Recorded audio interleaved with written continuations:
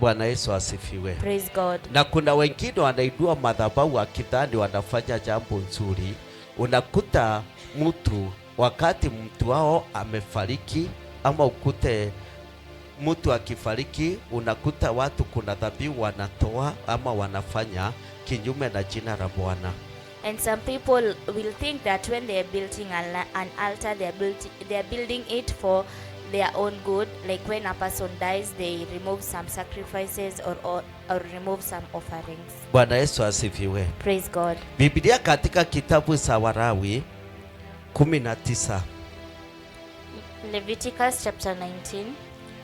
ya mstari 16, mstari wa 20, kuanzia mstari wa 26. 19 Leviticus 19 kuanzia 26 inasema, musile nyama yeyote yenye damu, musipike mbao wala kufanya uchawi, musinywe nywele zenu, musisikate pembeni wala kunyoa ndevu zenu, musijitie alama chochote mwilini mwenu kwa ajili ya kuomboleza. Leviticus chapter 19 verse 26. Do not eat any meat with blood still in it. Do not practice divination or seek omens. Do not cut the hair at the sides of your head or clip off the edges of your beard. Do not cut your bodies for the dead or put tattoo marks on yourselves. I am the Lord. Bwana Yesu asifiwe. Praise God. Utakuja kuona kuna wakati mtu akifariki, utakuta watu wananyoa nywele, wengine hata wanajikatakata chanje. Ndivyo tunaambiwa msikate miili yenu. Unakuta kuna vitu inafanyika pale kwa sababu ya mila wakati watu wanaomboleza. Maandiko matakatifu inasema hii mambo yote inayofanyika, utakuta mumeinua madhabahu kwa ufalme wa giza, na hiyo maroho itawatawala. And you'll come to see that when a person has died, there's a tradition that we usually practice. Either you cut your body, you tattoo your body, or you shave your own hair. This is what the Lord is saying, that when you do this, you will build an altar for the devil. Usimchafue binti yako kwa kumfanya kahaba, insi nzima isije ikaanguka katika ukahaba na hivyo kuja uovu. Verse 29, do not degrade your daughter by making her a prostitute, or the land will turn to prostitution and be filled with wickedness. Mutasisika sabato zangu na kupaheshimu mahali pangu patakatifu. Mimi ndimi Mwenyezi Mungu. Observe my Sabbaths and reverence for my sanctuary. I am the Lord. Musiwaende waguzi wa misimu wala wachawi, ili kuomba waangalie na wawaangulie. Do not turn to mediums or seek out spiritists, for you will be defiled by them. I am the Lord your God. Bwana Yesu asifiwe. Praise God. Kwa hivyo wakati umeenda kwa mganga, umeenda kwa mchawi nini, hiyo ni madhabahu ambayo tunainua. So anytime that you have gone to a witchcraft or a medium, that is building an altar. Bwana Yesu asifiwe. Praise God. Na utakuja kuona kuna mambo ambayo hiyo ni matendo ambayo tunatenda. Wapendwa, ndamu yeyote ama mnyama yeyote ameisinjwa, si kwa sababu ya chakula, ni kwa sababu ya ibada yeyote. Hiyo ndamu tukumwagika, hiyo ni madhabahu ya ufalme wa giza iliinuliwa. So because of the actions that we always do, like when an animal is being slaughtered, not for the sake of goodwill, but for the sake of other purposes, that is an altar that you have built. Wakati mnyama yeyote, iwe ni kuku, awe ni ng'ombe, awe ni mbuzi, amechinjwa na hajachinjwa kwa sababu ya chakula, amechinjwa kwa sababu ya jambo lile lingine lote, hiyo ni madhabahu imeinuliwa na ni ya mapepo. So anytime an animal is slaughtered and it's not because of food but because of other purposes, it means that you have built an altar for the devil. Bwana Yesu asifiwe. Praise God. Kwa hivyo tunastahili tutubu uovu na dhambi na tukataane nayo madhabahu, kwa maana tukisa isiriki hiyo madhabahu itatenda kazi katika maisha yetu na tutaweza kuikontrol. So we should repent of all our sins and transgressions, because at some point or one point or another we built an altar for the devil and it will come to rule over us. Bwana Yesu asifiwe. Praise God. Alafu kuna ingine madhabahu ile tumenena ya vinywa vyetu tunaponena. And there is another altar, the altar of our mouth when we speak. Wakati unalaani hapo na hapo katika kinywa chako kumetengenezeka madhabahu ambayo ni madhabahu ya kulaani. Kwa maana automatically unapolaani, Saitani anakuja katika kinywa chako na anaweka sumu. Kwa hivyo anatumia hiyo madhabahu kulaani ule kufikisha ile laana. So anytime you curse at another person or something, it means that you have built an altar for cursing, and that is why the devil will come and use it to curse others. Bwana Yesu asifiwe. Praise God. Ndio maandiko matakatifu ilituambia tusilaani. So this is why the Bible tells us not to curse. Tusilipize laana na laana. And we should not revenge a curse for a curse. Bwana Yesu asifiwe. Praise God. Na utakuja kuona Biblia inatuambia wakati tunayelaani kuna mlango ama kuna njia ambayo inafunguka. And we'll come to see that the Bible tells us that anytime that we curse, there is a way or a door that is closed. Bwana Yesu asifiwe. Praise God. Kuna mlango ambao unafunguka pale. Sorry, there is a door that is being opened. Maandiko matakatifu inatuambia katika Waroma 3:12, wote wamepotoka, wameoza wote pia, hakuna mtenda mema la hata mmoja. Koo lao ni kaburi wasi, kwa ndimi zao wametumia hila, sumu ya pira i chini ya midomo yao, vinywa vyao vimejaa laana uchungu, miguu yao ina mbio kumwaga damu, uharibifu na masaka yamo njiani mwao. Romans chapter 3 verse 12, all have turned away, they have together become worthless, there is no one who does good, not even one. Their throats are open graves, their tongue practice deceit, the poison of vipers is on their lips, their mouths are full of cursing and bitterness, their feet are swift to shed blood, and ruin and misery mark their ways. Bwana Yesu asifiwe. Praise God. Sikilizeni vizuri wapendwa.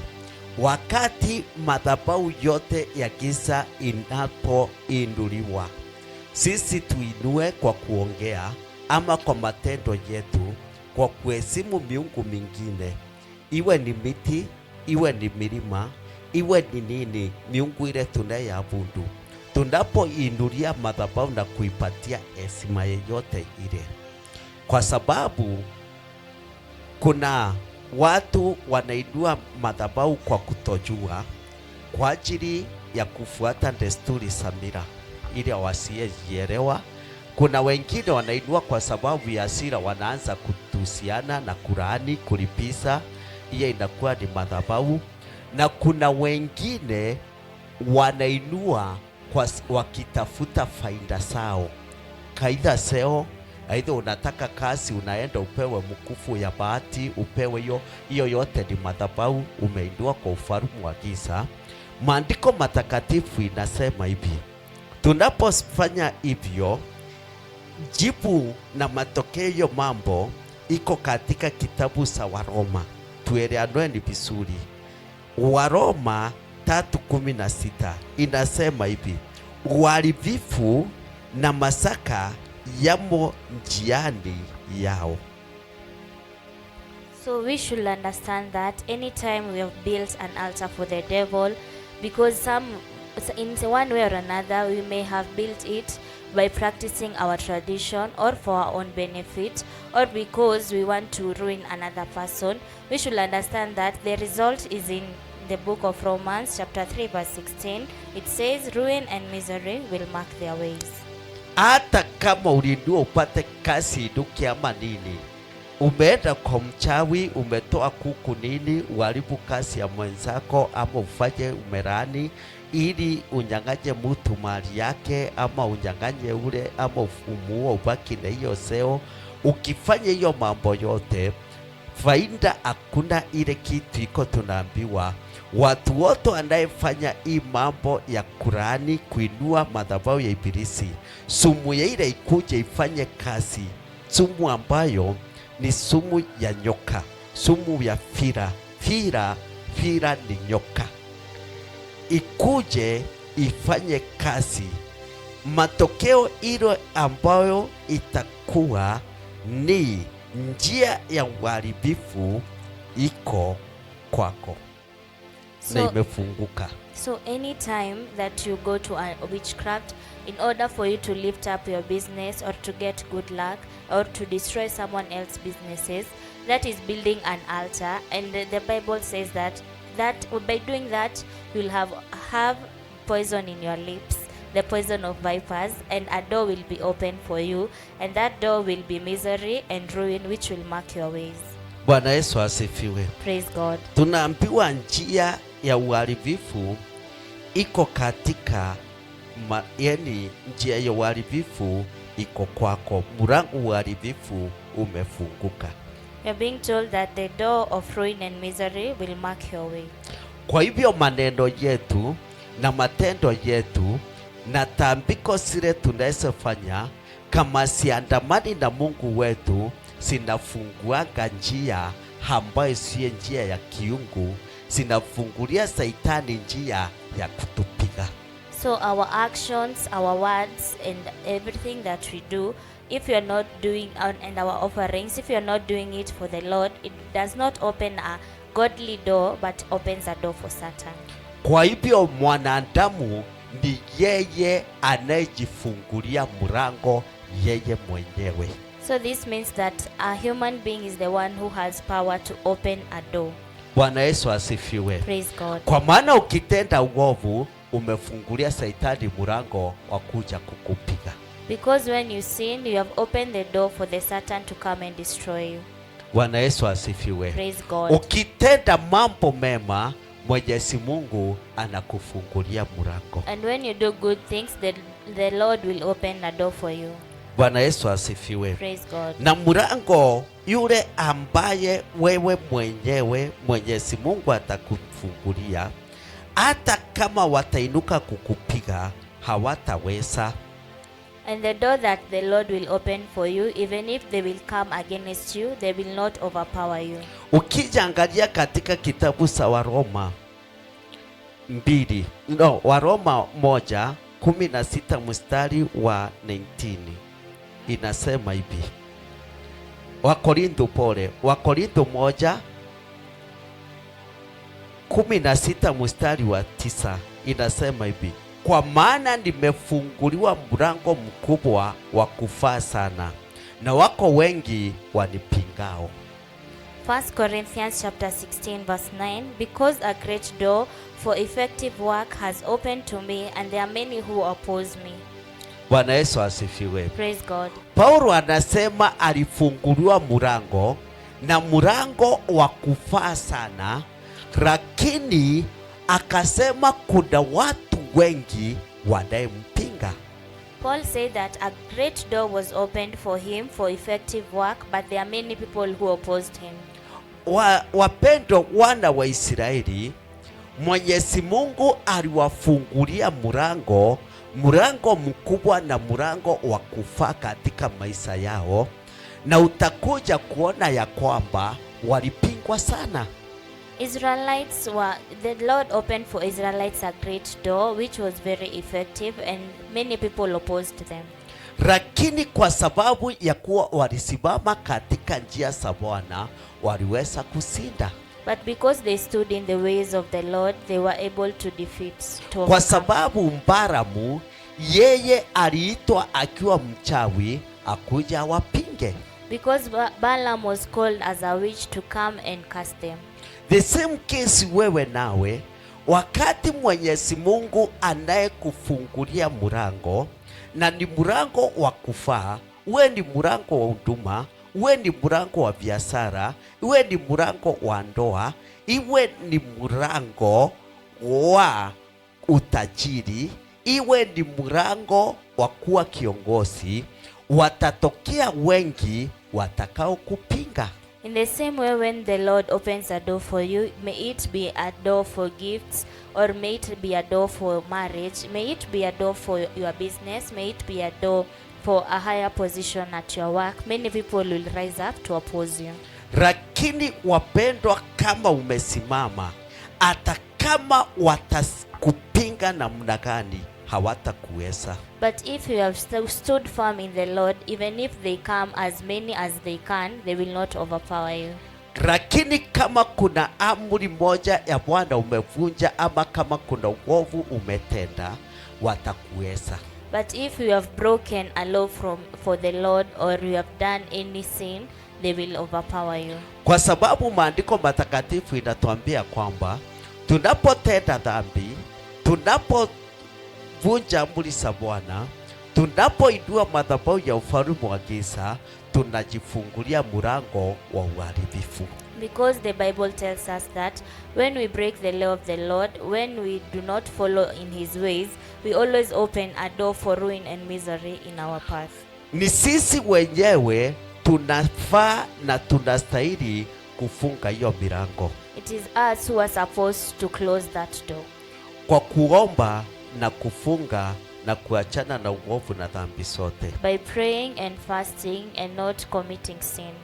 Bwana Yesu asifiwe. Praise God. Kwa kuomba na kufunga na kutubu dhambi na kukatana na madhabahu yote ya ufalme wa giza. It's by praying, by fasting, by repenting of our sins, and to refuse any altar for the devil. Maandiko matakatifu inatuambia Mwenyezi Mungu alimwambia Joshua, Waisraeli hawawezi tinda maadui zao wakiwa wametenda dhambi. The Bible tells us that the Lord told Joshua that the Israelites cannot win over their enemies when they have committed sin. Bwana Yesu asifiwe. Praise God. Kwa hivyo wapendwa, ile kitu ambacho ile pepo inakupiga katika maisha yako, yule mtu anaenda kwa mchawi afunge kazi yako, kama ataenda atoe kafara, atoe vitu, wainue madhabahu ya kukurani, ukiona hiyo laana imekufikia wewe mwenyewe, ni wewe umefungua mlango. So any evil spirit that is destroying your life or disturbing your life, for anyone, anytime that a person has gone to the witch doctor to offer a sacrifice so that they can curse you and find that that curse comes upon you, just know that you're the one who has opened that door. Sisemi watu haendi kwa uganga, wanaenda kwa uchawi. Kuna watu wako na roho chafu, akiona biashara yako imeinuka, akiona umepata mzee, akiona umepata seo, anaenda kwa mchawi, ataitiswa ile vitu, ataitiswa ili watoe dhabihu, wainue madhabahu ya kukupinga. Ukiona ile madhabahu imekupinga wewe, ukae ukijua hata wewe ni wewe umefungua hiyo mlango, ndiposa ile pepo ingie ikupige. I'm not saying that people do not go for witchcraft or people do not go to seek advice from witchcrafts, but anytime they have gone against you for your marriage, for your business, or for your life, and the curse comes upon you, just know you're the one who has offered to open that door. Lakini ukiwa umesimama katika njia za Bwana, hakuna uchawi kinyume na Jacob. But when you have stood in the ways of the Lord, there is no curse, there is no witchcraft against Jacob. Kwa hivyo tunastahili tusunguse mienendo na njia zetu, tujue ni nini tumefungua, ni mlango mgani wa ibilisi tumefungua, na ni madhabahu gani tumesimamisha. So we are supposed to investigate our ways and know that which door have we opened, or which way that have we opened, so that the devil can come at us. Maandiko matakatifu inatuambia tusiombe Mungu mwingine. And the Bible tells us not to pray to any other god. Wakati tunaabudu miungu mingine, tunainua madhabahu kwa ufalme wa giza na tunafungua njia sisi wenyewe Shetani kutumia kutupiga. Anytime that we worship the idols, we always build an altar for the devil, and by that we have opened a door so that the devil can destroy us. Bwana Yesu asifiwe. Praise God. Tunastahili tusimame tukamtazamie Bwana. We should stand firm in the Lord and look up to him. Ukija angalia utakuja kuona Waisraeli waliambiwa wabomoe madhabahu ya wale watu ambao wanaenda kwao. And we'll come to see that the Israelites were told to destroy all altars in the land that they were given. Kumbukumbu la Torati 12 kuanzia 1 inasema hivi: yafuatayo ni masharti na maagizo ambayo mtayatimiza katika nchi ambayo Mwenyezi Mungu, Mungu wa baba zenu, amewapa mumiliki siku zote za maisha yenu nchini. Aribuni kabisa mahali pote ambapo watu waabudu miungu yote, kwenye milima mirefu, milima na chini ya miti yenye majani mabichi. Deuteronomy chapter 12 verse 1. These are the decrees and laws you must be careful to follow in the land that the Lord, the God of your ancestors, have given you to possess, as long as you live in the land. Destroy completely all the high places on the high mountains, on the hills, and under every spreading tree.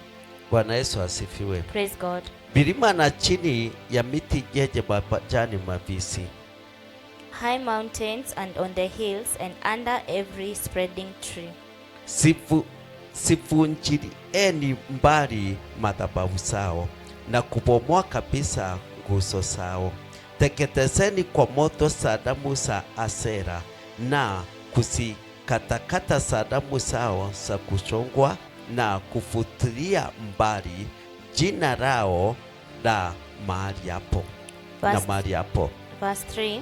Break down their altars, smash their sacred stones, and burn their Asherah poles in fire. Cut down the idols of their gods, and wipe out their names from those places. Bwana Yesu asifiwe. Praise God.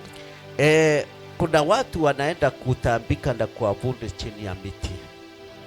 There are people who go and offer their sacrifices and pray under trees. Maandiko matakatifu inasema tukatane na hiyo madhabahu, si ya Mungu. And the Bible tells us not to accept that altar. Wengine kwa milima, others on the hills, wengine sanamu za kuchongwa, others on idols, na miungu ya Asera, and others in the gods of Asherah. Bwana Yesu asifiwe. Praise God. Tunaambiwa tuachane na tufomoe hiyo madhabahu yote. We are being told to break down all those altars. Baadhi yetu hawajaenda lakini wamepelekwa huko. Most of us have not gone, but you have been taken there. Wakiwa wadogo. When you are a little child. Wengine hata wajijui. Others even if you do not know yourself. Bwana Yesu asifiwe. Praise the Lord. Yetu tunastahili tubomoe hiyo madhabahu. We should break that altar. Na uwezo na mamlaka yetu iko katika ulimi. And all the powers and will is on our lips. Maandiko matakatifu inasema alinyosha mkono wake akanipatia nguvu, uwezo na mamlaka. The Bible says that he stretched out his hand and gave me power and all authority. Ya kubomoa na kujenga upya. To break and to build again. Ya kung'oa na kupanda upya. To uproot and to plant again. Tubomoeni madhabahu yote ya ufalme wa giza. We should break down all altar for the devil. Kwa vinywa vyetu. In our mouths. Kwa sababu madhabahu mengine si hata sisi tumeweka.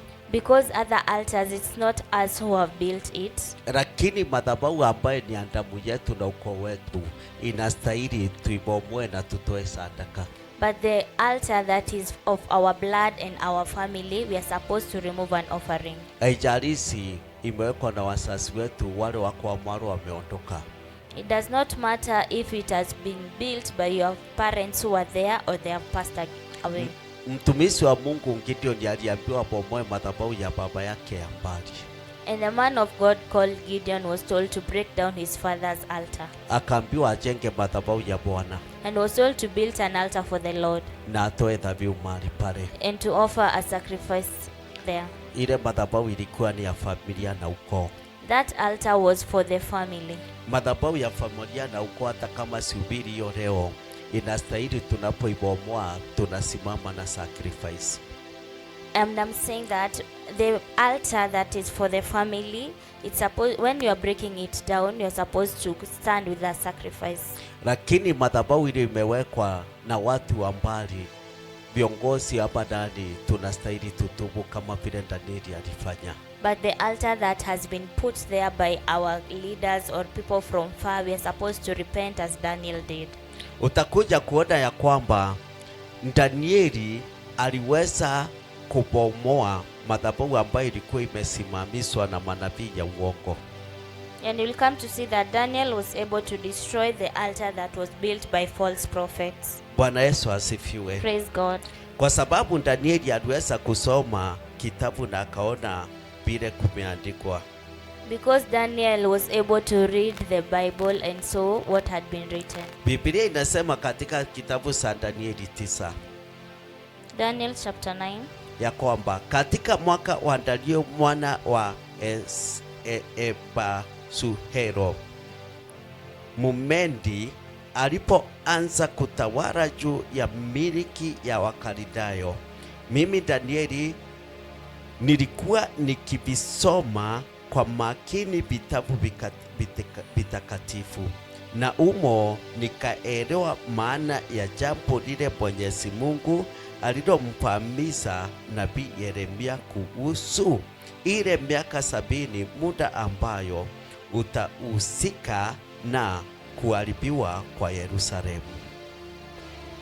Daniel chapter 9 verse 1. In the first year of Darius son of Saxas, a Mede descendant, who was made ruler over the Babylonian kingdom, in the first year of his reign, I Daniel understood from the scriptures, according to the word of the Lord given to Jeremiah the prophet, that the desolation of Jerusalem would last 70 years.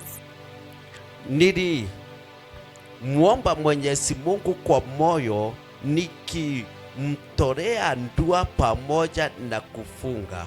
Nikavaa basi na magunia na kuketi kwenye majivu. Nilimuomba Mwenyezi Mungu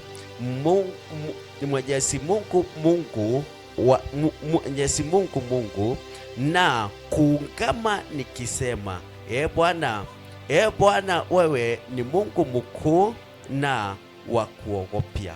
Wewe ni mwaminifu kwa agano lako na unawafadhili wa kupendayo na kusitia amri zako.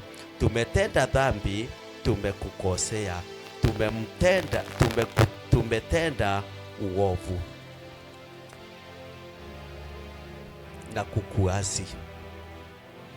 Verse 3. So I turned to the Lord God and pleaded with him in prayer and petition, in fasting and in sackcloth and ashes. I prayed to the Lord my God and confessed, Lord, the great awesome God, who keeps his covenant of love with those who love him and keep his commandments, we have sinned and done wronged. Tumesikiuka amri zako na kanuni zako. We have turned away from your commands and laws. Hatukuwasikiliza watumishi wako manabii. We have not listened to your servants the prophets. Bwana Yesu asifiwe. Praise God. Utakuja kuona hapo Danieli alifunga na akaomba na akaomboleza, akatubu dhambi na Mungu alisikia. You'll come to see that here Daniel prayed and he fasted and put on sackcloth and ashes and repented, and the Lord answered. I heard him. Bwana Yesu asifiwe. Praise God. Na utakuja kuona ya kwamba naye mtu wa Mungu ambaye anaitwa Daudi alipotenda dhambi, akahesabu wana wa Israeli kinyume na jina la Bwana, alipomulilia Mungu akamtubu, akamwambia ndiye ametenda dhambi, na Mungu alitokezea nabii wake akamwambia aende atoe sadaka katika shamba la ngano la Arauna. And when David went against the Lord by counting his people, and when he confessed and said that he's the one who has done wrong, God told his servant to go and tell David to go and remove an offering in the land of Araun. Bwana Yesu asifiwe. Praise God. Kwa hivyo kuna dhambi tunatubu.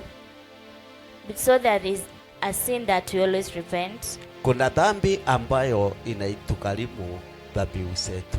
And also there is sin that will make us to go through our pockets. Na kuna dhambi inahitaji tuombe na tufunge. And there is a sin that needs us to pray and fast. Ndiposa tuweze kufunga ule mlango sisi wenyewe tumefungua kwa uovu na dhambi zetu. In order for us to close the door that we have opened through our sins and transgressions. Kwa sababu unapotenda dhambi umefungulia Saitani mlango. Because anytime you sinned, you have opened the door for the devil.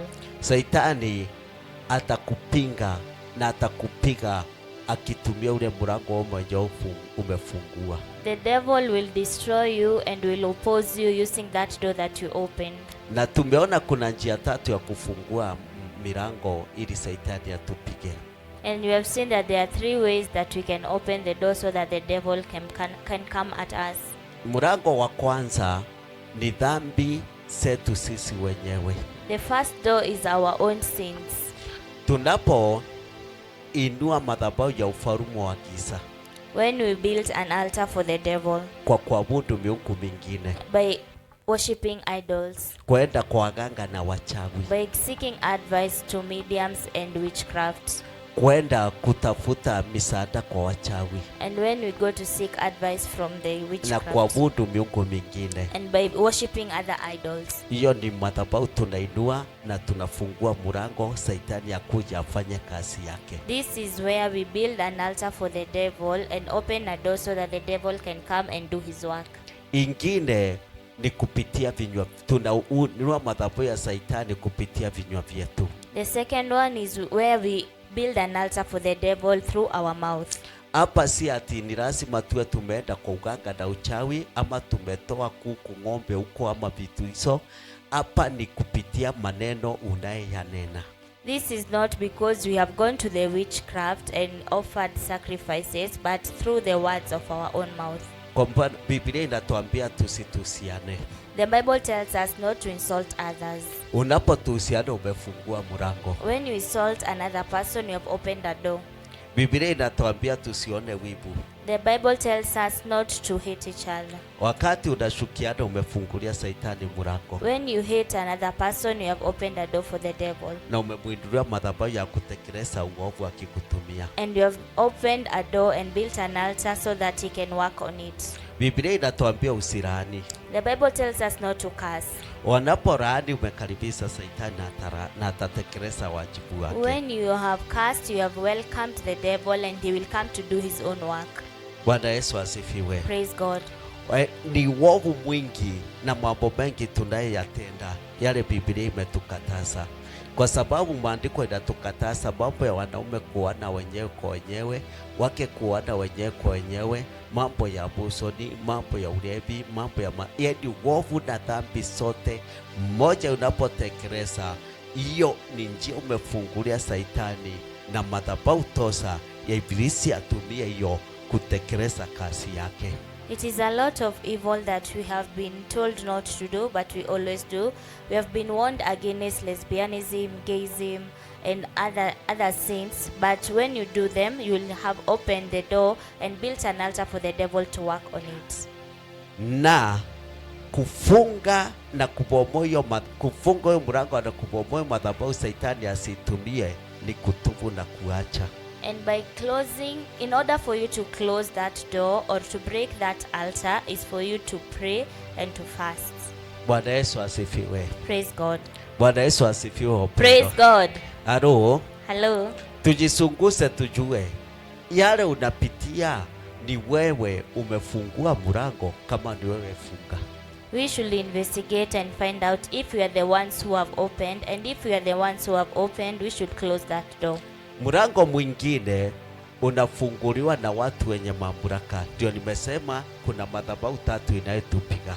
And the last one is the altar that is built by people with authority.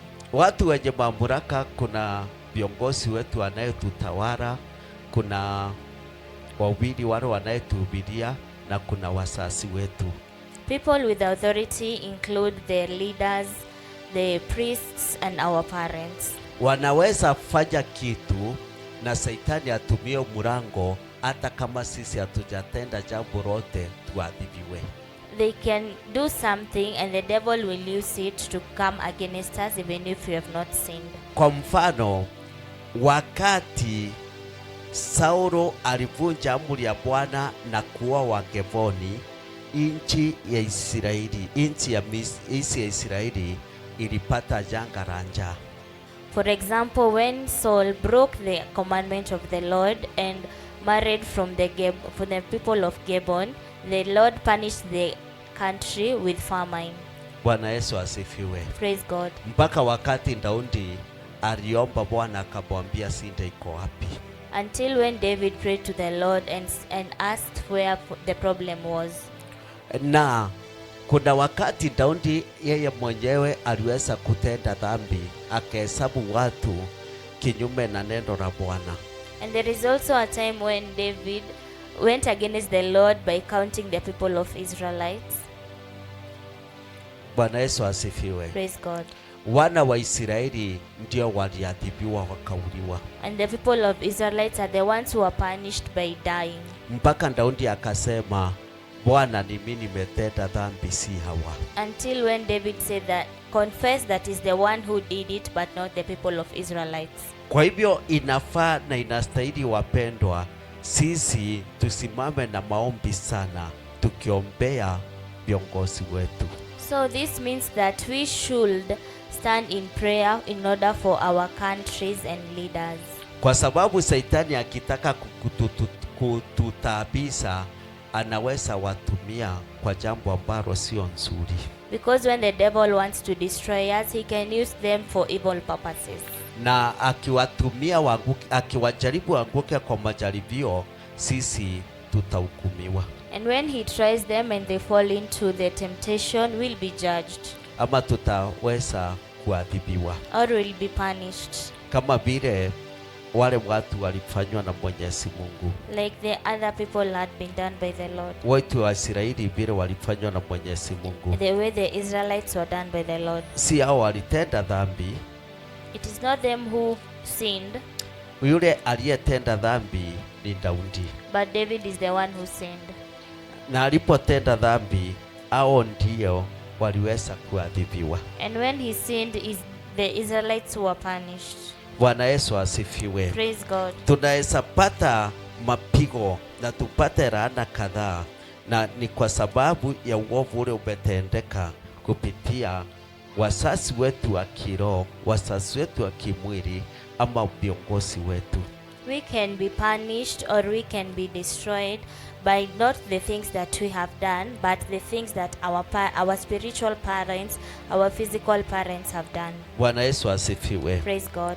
Maandiko matakatifu inasema ya kwamba wana wa Israeli ndiposa waweze kukaa uhamishoni sana, mtu wa Mungu alikuwa ametabiri.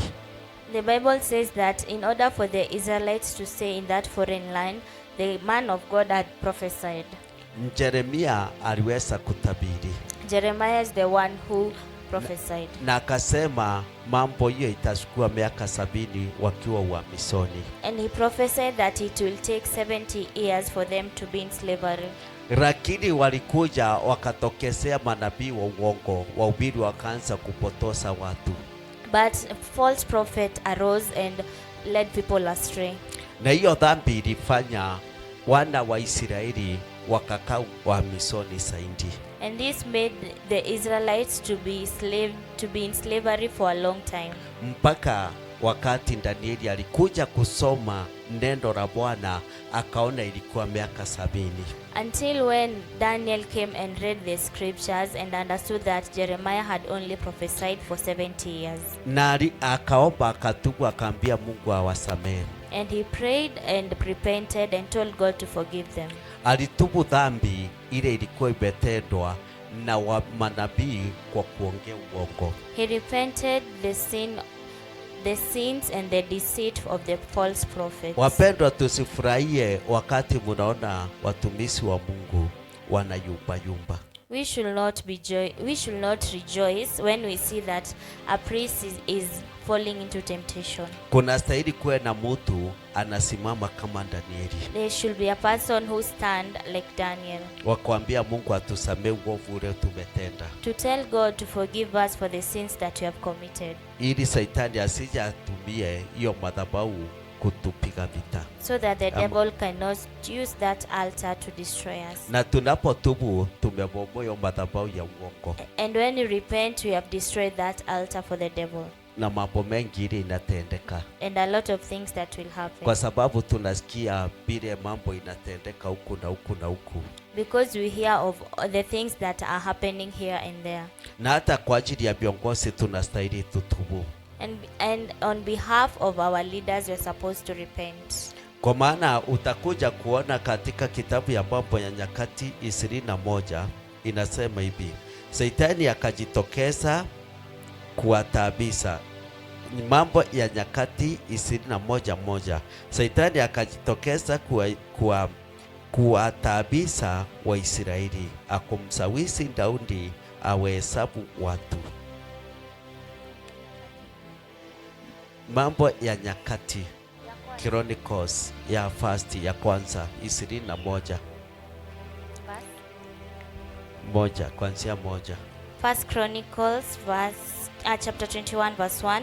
Satan rose up against Israel and incited David to take a census of Israel. Bwana asifiwe. Shetani ndiye alitaka kutabisa Daudi. Shetani alitaka, Biblia inasema Shetani alitaka kutabisa Waisraeli. Kwa hivyo alisawisi Daudi atende dhambi. The Bible says that Satan wanted to make the Israelites to suffer, so he went and incited David to take a census of the Israelites. Kwa hivyo ni jukumu letu tafadhali kubomoa madhabahu yote Shetani anapanga kutengeneza ama kuinua ili atutese akitumia viongozi wetu. So it is our work to destroy all the altars that the devil is using to make the leaders to destroy us. Bwana Yesu asifiwe. Praise God. Ni jukumu langu na wewe kuombea viongozi wetu ili Shetani asije watumie watende jambo lolote ovu, atumie madhabahu kututabisa. It is our duty to pray for our leaders so that the devil cannot use them or use an altar for them to destroy, for us to suffer. Bwana Yesu asifiwe. Praise God. Sio kunungunika na kuteta. It's not by blaming others and arguing. Kwa sababu Shetani anawawinda usiku na mchana. Because the devil is hunting them day and night. Na wakipatikana wanguke kwa majaribio, nchi yetu ikiadhibiwa, hata sisi tunaadhibiwa pale. And when they fall into temptation, when our country is being punished, we will also be punished. Kwa hivyo ni sisi tuwaombee. So it is for us to pray for them. Tubomoe madhabahu yote. We should break all evil altars. Kwa kutubu ile dhambi ambayo tumeona hii ni mbaya. By repenting any sin that we have seen is bad. Sio hiyo muda tunatumia kudiscuss hiyo maneno ndio tunastahili kutumia kuomba. That time that we use for discussion about those things is the time that we should spend by praying. Hiyo muda tunatumia kuingia kwa TikTok na vitu mingine kunungunika na kulalamika, ndio tunastahili kutumiana message za maombi tuwaombee. The time that we spend in TikTok by complaining and arguing and blaming others, we're supposed to be sending out prayer requests so that you can pray for them. Ili Shetani asije atupige. So that the devil cannot come and punish us. Bwana Yesu asifiwe. Praise God. Kwa hivyo ni jukumu letu kuombea viongozi wetu wote. So it is our duty for us to pray for all leaders. Kuanzia wazee wa nyumba 10. Starting from villagers, from the elders. kwenda mpaka rais wetu. until to the president. Wote tuwaombee, We should pray for them kwa maana ni viongozi wetu, because they are our leaders. na dhambi ile tunaona wametenda, tunaomba kama Danieli, And when we see the sin that they have committed, we should pray like Daniel, ili nchi yetu iweze kupata baraka za Bwana. so that our country can receive the blessings from God. Bwana awabariki. May the Lord bless you. Bwana Yesu awabariki. Funga.